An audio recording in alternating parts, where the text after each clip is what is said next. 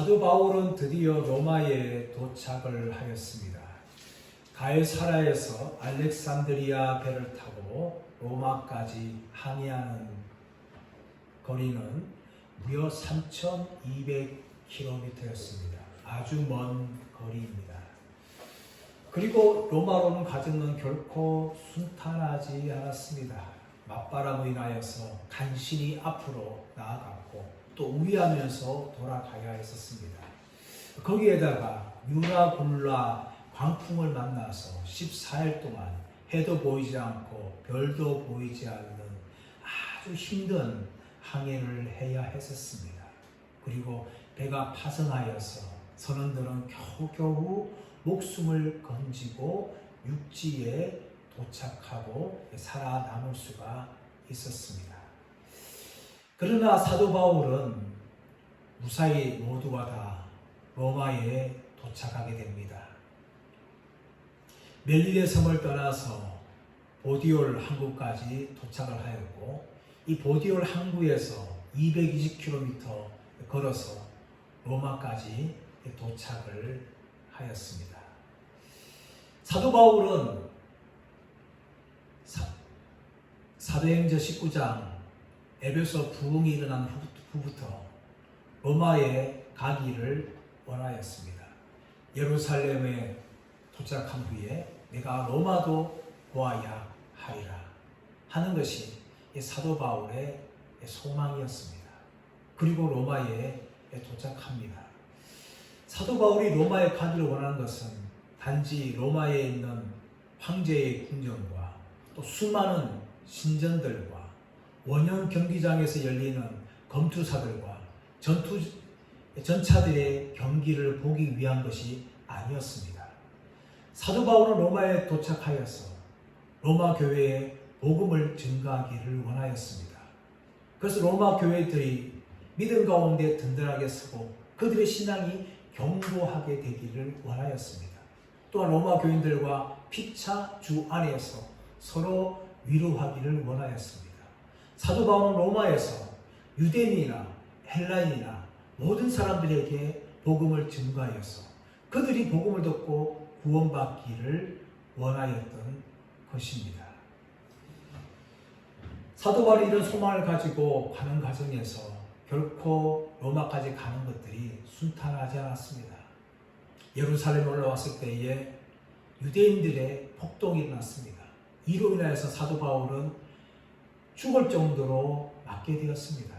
하지만 하나님께서는 천부장을 통하여서 유대인들의 손에서 사도 바울을 건져내고 보호해 주셨습니다. 또한 목숨을 걸 정도로 힘든 항해를 하는 가운데서도 하나님께서는 끝까지 사도 바울을 지켜주셨고 마침내 사도 바울은 로마에 도착할 수 있었습니다. 우리 16절 말씀 보겠습니다. 16절 우리가 로마에 들어가니 바울에게는 자기를 지키는 한 군인과 함께 따로 있게 허락하더라. 우리가 로마에 들어가니 보디올 항구에서 로마까지는 220km 아피안 도로를 통해서 걸어갔었습니다. 그리고 로마에 입성하기 전에 첼리오 언덕 남쪽에 있는 포르타 카르페라는 남문을 통하여서 로마에 들어갔습니다. 로마에 들어간 후에 사도 바울의 일정에 대해서 16절은 자세하게 이야기하고 있지 않지만 우선적으로 로마 시위대 친위대장에 있는 감옥에 들어갔습니다.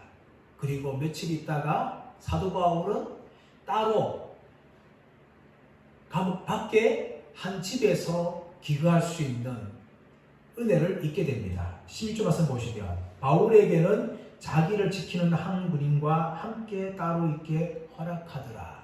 이것도 일종의 감옥입니다. 공중 감옥이 아니라 개인 집에서 감금되고 한 군인이 사도 바울의 손목과 자기의 손목을 묶으면서 사도 바울을 지키고 감독하는 것입니다. 그리고 이 군인은 4시간마다 한 번씩 교체가 됩니다. 그래서 사도 바울을 죄수처럼 그렇게 감옥에 가두는 것이죠. 하지만 이것은 공중 감옥보다는 아주 약한 처벌입니다. 왜 이렇게 사도 바울이 다른 죄수들과 달리 공중 감옥에 갇히는 것이 아니라 개인적으로 주택에 이렇게 갇히는 특권을 누립니까? 이것은 사도 바울이 로마 시민이기 때문이 아니라 사도 바울의 죄가 무죄로 판명될 것이 분명했기 때문입니다. 이미 총독 베스더는 사도 바울이 무죄인 줄 알았습니다. 그리고 편지를 통하여서 사도 바울에 관한 것들을 다 자세하게 기록하여서 보냈습니다. 그러므로 로마 시위대 대장도 사도 바울이 무죄가 될 가능성을 이미 알고 있었습니다. 그러므로 다른 죄수들과 함께 공중에 넣는 것이 아니라 따로 개인적으로 일반 주택에 감금하는 그런 특권을 사도 바울에게 베풀어 주었습니다.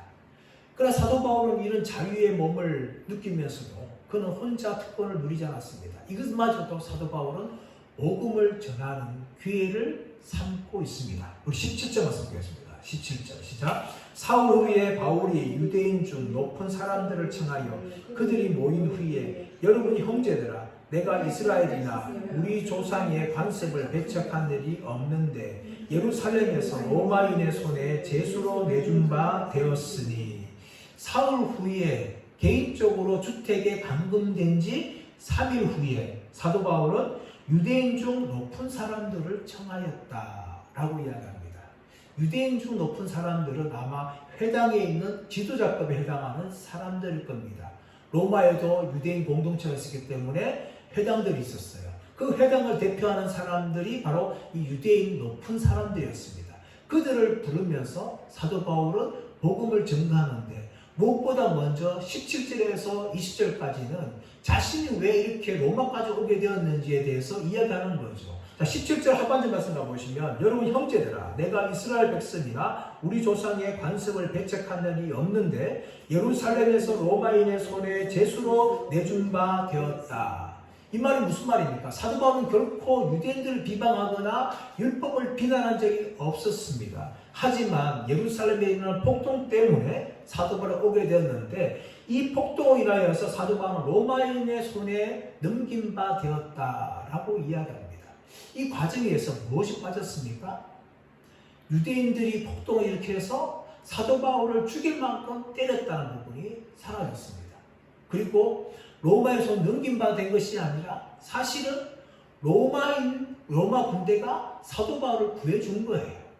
이렇게 사도 바울이 자세하게 설명하지 않는 이유는 무엇인가 하면 행여라도 로마에 있는 유대인들의 감정을 충동시킬까 싶어서 사도 바울이 이렇게 우회적으로 이 표현을 하고 있는 거예요.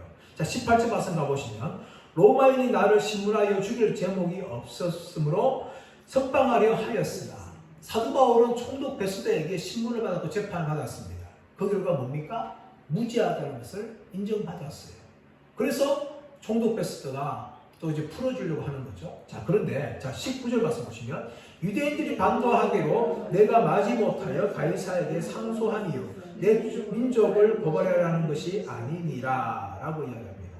유대인들이 반대하기로 내가 마지못하여 가이사에게 상소하니요. 이미 사도 바울은 총독 베스더나 앞에 있는 총독 벨릭스에게 신문과 재판을 받으면서 무죄하다는 걸 다 인정받았어요. 그런데 유대인들은 사도 바울을 풀어주는 것을 기뻐하지 않았습니다.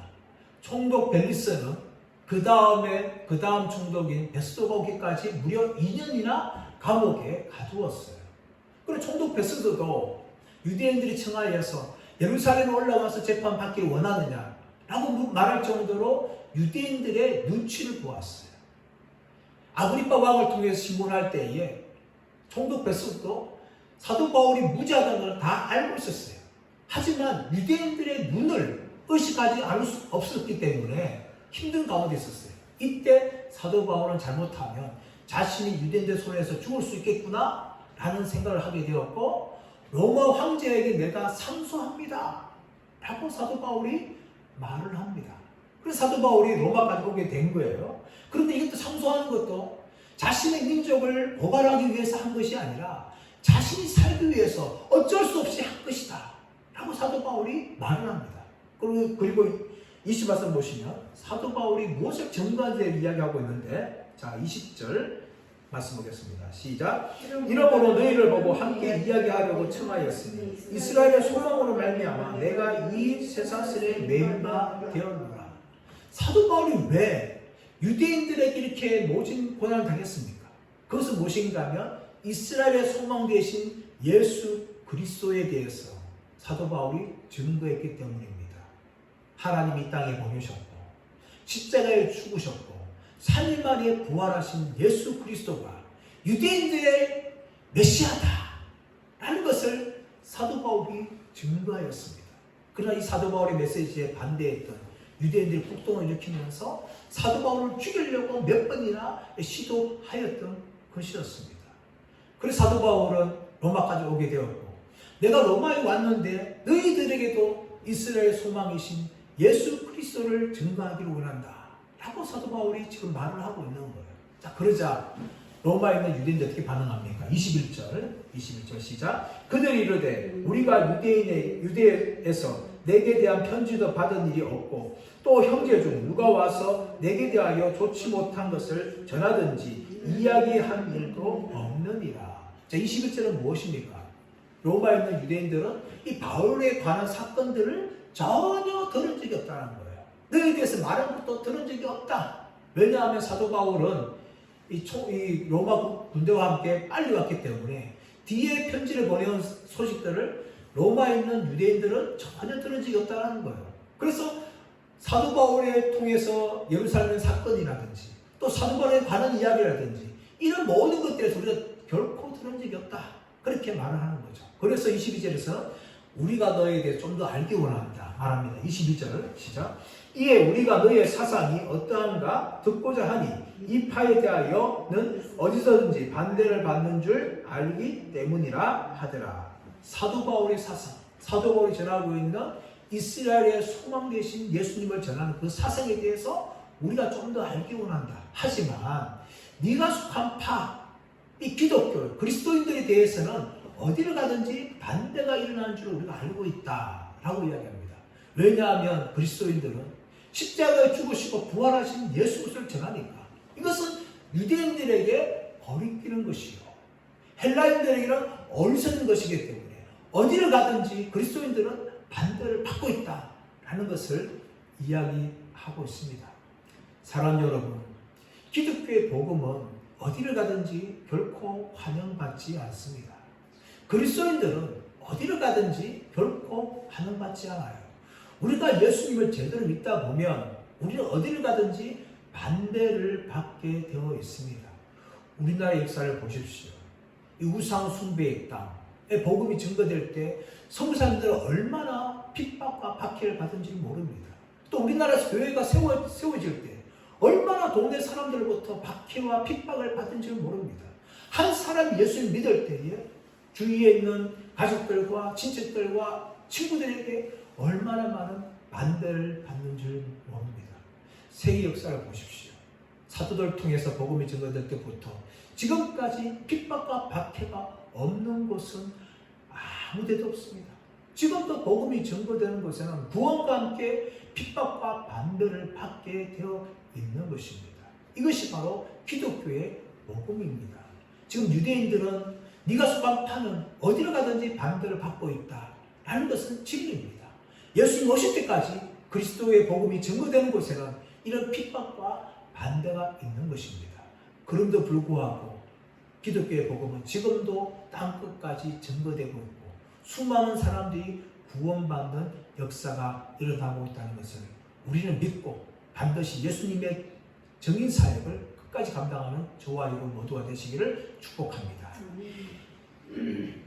이제 사도 바울은 이 유대인 높은 사람들을 더욱더 불러서 이제 구체적으로 말씀을 전가하기 원합니다. 자, 우리 23절 시작. 그들이 날짜를 정하고 그가 유숙하는 집에 많이 오니 바울이 아침부터 저녁까지 강론하여 하나님의 나라를 증언하고 모세의 율법과 선지자의 말을 가지고 예수에 대하여 권하더라. 날짜를 정하였습니다. 모일 날짜를 정해가지고 이제 유대인들이 많이 옵니다. 그래서 아침부터 저녁까지 강론을 하는 거죠. 복음을 증거합니다. 무엇을 증거합니까? 하나님의 나라를 증언하고 모세의 율법과 선지자의 말을 가지고 예수에 대하여 권하였더라. 하나님 나라가 뭡니까? 천국이에요. 천국에 대해서, 하나님의 통치에 대해서 사도 바울은 증거하면서 그 통치의 왕으로서 누가 오시는가 하면 바로 예수 그리스도께서 오셨다는 것을 증거하는데, 이 증거는 사도 바울의 지혜와 지식을 가져가는 것이 아니라 구약 성경인 모세의 율법과 선지자의 말을 통해서 예수가 이스라엘 백성들이 기다리고 있는 메시아라는 것을 사도 바울이 증거한 겁니다. 이것은 사도 바울이 이미 가는 곳곳마다 유대인들의 회당에서 증거하는 방식이었어요. 사도 바울은 자신이 깨달은 것, 자신의 지혜를 가지고 말하는 것이 아니라 구약 성경을 가지고 유대인들과 함께 변론하면서 토론하면서 강론하면서 그들에게 예수 그리스도께서 바로 유대인들이 기다리고 있던 이스라엘의 소망이다 라는 것을 사도 바울은 지금까지 강력하게 증거했습니다. 마찬가지로 로마에서도 사도 바울은 구약 성경을 가지고 예수께서 이스라엘 소망 되신다는 것을 강력하게 증거를 합니다. 자, 그러자 유대인들에게는 두 가지 반응이 일어납니다. 24절 시작. 그 말을 믿는 사람도 있고 믿지 않은 사람도 있어. 사도 바울이 복음을 증거할 때에 어떤 사람은 믿는 사람이 있고 어떤 사람은 믿지 않는 사람들이 있습니다. 이것은 사도 바울이 복음을 증거할 때마다 나타나는 현상이었습니다. 또 우리가 복음을 증거할 때마다 나타나게 되어집니다. 어떤 사람은 믿게 되어지고 어떤 사람은 믿지 않는 사람이 반드시 생기는 것입니다. 근데 이 믿지 않는 사람들의 특징이 뭡니까? 그들은 전혀 복음의 귀를 기울이지 않는 거예요. 마음이 깜빡한 것입니다. 이 사람들이 누군가 하면 바로 이사야 시대의 이스라엘 백성들이었습니다. 25절에서 27절 말씀 가보시면 이사야 6장 9절 10절 말씀을 인용하여서 사도 바울이 말하고 있는 내용이 나옵니다. 자, 우리 25절에서 27절까지 읽어보겠습니다. 시작. 서로 맞지 아니하여 흩어질 때에 바울이 한 말로 이르되 성령이 선지자 이사야를 통하여 너희 조상들에게 말씀한 것이 옳도다. 이르렀으되 이 백성에 가서 말하기를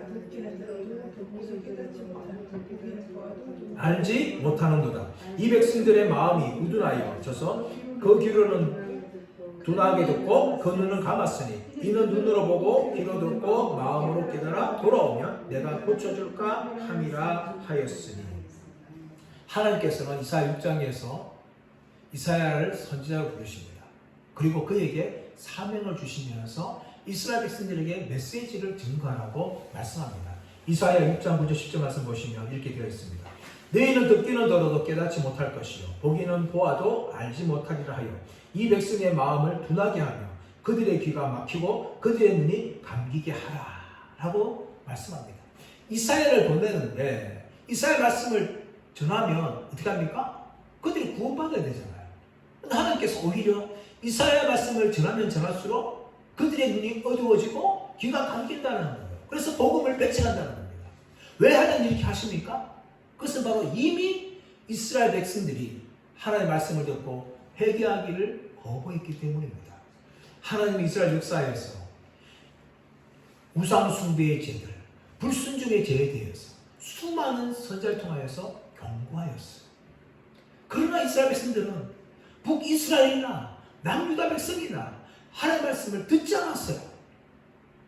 그 결과 하나님께서 이제 심판을 하시는데 심판하기 위해서 무엇을 하시는가 하면 오히려 말씀을 들어도 그들이 눈으로 보지도 못하고 귀도 듣지 못하여서 그들은 결국 나의 심판을 받게 될 것이다 라는 말씀을 전한 것이에요.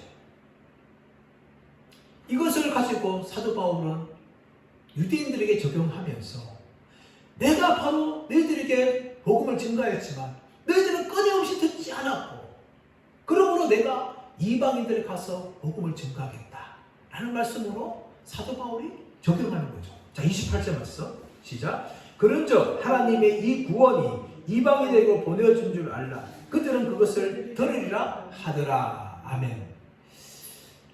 사도행전에서 이 부분이 두 번이 나오는데 사도행전 13장에서 비시디아 안디옥에게 복음을 전가했지만 유대인들이 배척합니다.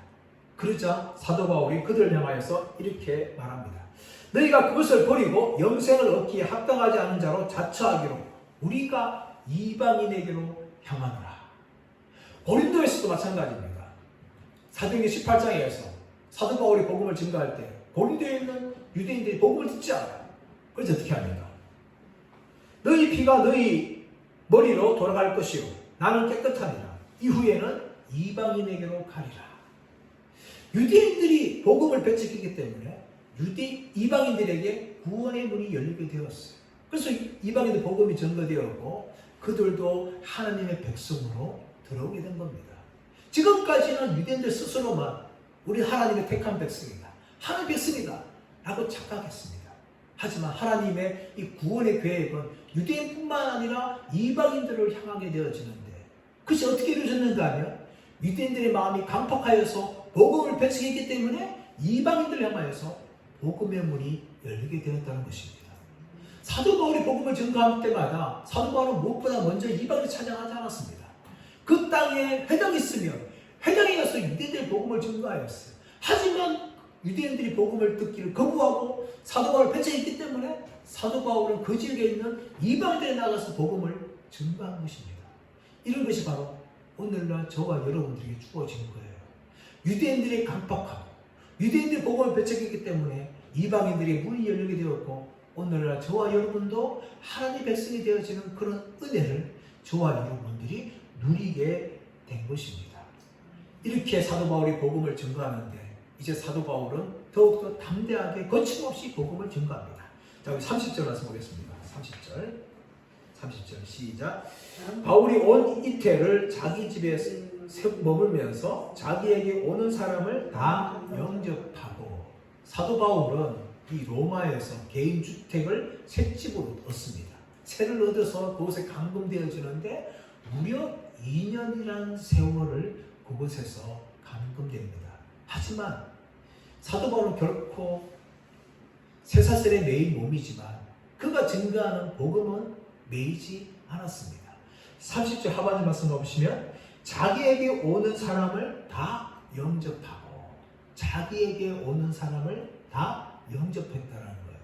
비록 자신은 개인 집에서 미결수의 몸으로 쇠사슬에 묶여있지만 자신을 찾아오는 어떤 사람을 다 배척하지 않고 그들을 만나고 그들에게 복음을 전가했다는 거예요. 로마의 자유인이나 노예든지 남자든지 여자든지 로마인이든지 헬라인이든지 이방인이든지 상관없이 사도 바울을 찾아오게 하면 사도 바울은 다 영접을 하였어요. 그럼 그들에게 복음을 전가합니다. 그럼 그렇다면 어떻게 전가했을까요? 31절 시작. 하나님 나라를 전파하며 주 예수에 관한 모든 것을 담대하게 거침없이 가르치더라. 사도 바울은 하나님 나라를 전파하면서 주 예수 그리스도에 관한 것을 담대하게 거침없이 가르쳤다라고 이야기합니다. 여기서 담대하는 것은 하나도 숨기지 않고 드러내어서 다 증거했다는 것을 이야기합니다. 또 거침없이라는 것은 비록 자신이 쇠사슬로 로마 군인과 묶여서 연결되어 있지만 로마 군인들의 눈치를 보지 않고 그렇게 복음을 증거했다는 거예요. 이 사도 바울이 로마에서 행했던 말씀 사역입니다. 비록 사도 바울은 미결수의 몸으로 개인 집에 갇혀 있었어요. 하지만 사도 바울의 전가하는 말씀은 매이지 않았습니다. 이 개인 집에서 2년 동안 사도 바울은 4권의 편지를 씁니다. 그것을 우리 흔히 옥중 서신이라고 부릅니다. 에베소서, 빌립보서, 골로새서, 빌레몬서 이 4권의 서신이 바로 이 사도 바울이 2년 동안 갇혀있던 이 집에서 써지고 그 교회에게 보내줍니다. 사도 바울은 오는 사람들 다 만나서 하나님 나라를 전파하며 주 예수 그리스도에 관한 것을 담대하게 거침없이 그렇게 증거했습니다. 그뿐만 아니라 이곳에서 4권의 서신서를 보내면서 성경을 기록했다는 겁니다. 이처럼 사도 바울의 사역은 로마에 도착하여서 끊임없이 계속되고 있는 것을 누가는 기록하면서 사도행전을 마칩니다. 기독교 역사에 의하면 사도 바울이 2년 후에는 석방이 되어집니다. 그리고 2년 동안 사도 바울이 복음 증거하면서 네로 황제에 의해서 목이 잘렸어. 그래서 순교하게 되어집니다. 하지만 누가는 사도행전 기록하면서 2년 후에 있을 그 사건들에 대해서 기록하고 있지 않습니다. 왜 그렇습니까? 그래서 사도 바울을 통하여서 로마에서 끊임없이 복음을 계속해서 증거하고 있다는 것을 기록하기 위해서 이렇게 마치는 것입니다. 이런 의미는 우리에게 어떤 의미를 주고 있는가 하면 오늘날 사도행전은 28장 끝났지만 수많은 사람들 통해서 또 다른 사도 바울을 통하여서 사도행전 29장이 기록되고 있다는 것을 우리에게 보여주고 있는 것입니다. 지금도 세계 곳곳에서는 사도 바울처럼 복음의 메인자가 되어서 그들은 끊임없이 복음을 증거하고 있습니다. 사도 바울처럼 자신의 목숨과 아까워하지 않고 어느 곳에 있든지 간에 주 예수 그리스도에 관한 복음을 하나님 나라에 대해서 수많은 사람들이 지금도 증거하고 있습니다. 그래서 지금도 사도행전 29장 끝나는 것이 아니라 28장 끝나는 것이 아니라 29장이 계속해서 지금도 기록되고 있는 것입니다. 이 기록의 행진은 주 예수 그리스도께서 다시 오실 때까지 계속될 것입니다. 지금도 수많은 사람들 통해서 29장이 기록되고 있습니다. 그렇다면 저와 여러분은 어떻게 이 땅의 삶을 살아가야 합니까? 저와 여러분도 마찬가지로 사도행전 29장을 우리 삶의 현장에서 기록하는 사람들 되기를 축복합니다. 비록 사도행전은 28장 끝나고 있지만 지금도 계속해서 수많은 사람들이 29장을 기록해 나가는 것처럼 저와 여러분 있는 삶의 현장에서 복음의 증인이 되어서 사도 바울처럼 담대하게 거침없이 우리는 비록 환경이 될 수 있고 우리 몸은 연약할 수 있지만 그럼에도 불구하고 담대하게 복음의 증인이 되어서 하나님 나라를 전파하고 주 예수 그리스도에 대해서 담대하게 증거하시는 저와 여러분 모두가 되시기를 예수의 이름으로 축원합니다.